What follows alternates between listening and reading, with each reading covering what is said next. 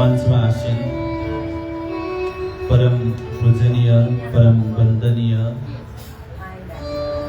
श्रीमद् भागवत का प्रकांड विद्वान वाणी विशारद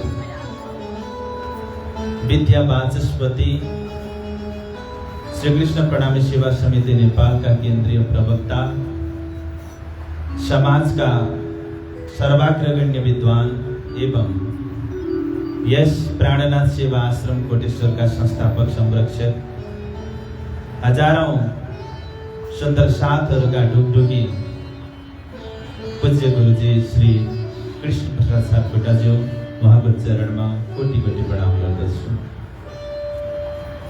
हाम्रो बीचमा कोटेश्वर मन्दिरमा सेवा गर्दै आउनुहुने अत्यन्तै फुर्ती सेवाका खानी आदरणीय पुजारी जी राजेन्द्र प्रणामी जी,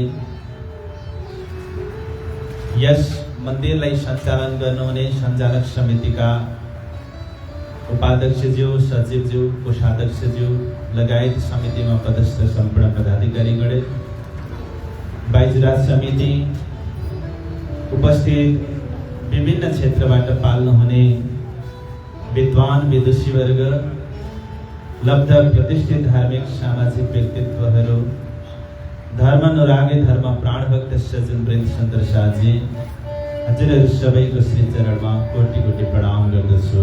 प्रणाम।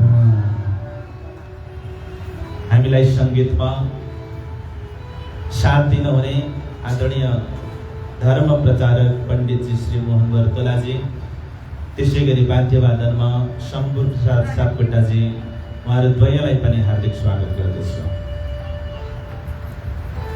आज अत्यन्त खुसीको दिन, जब हाम्रो प्रसन्नता हृदयमा नअटेर बाहिर पोखिन खोज्छ नि, तब व्यक्ति मुस्कुराउँछ।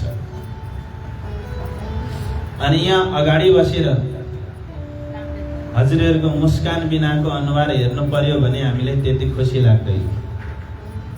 जसरी बगैँचामा गएर बगैँचामा ओइलाएका फुलहरू मात्रै देखियो भने त्यहाँ गएर बगैँचाको शोभा हेर्नुमा कुनै औचित्य हुँदैन।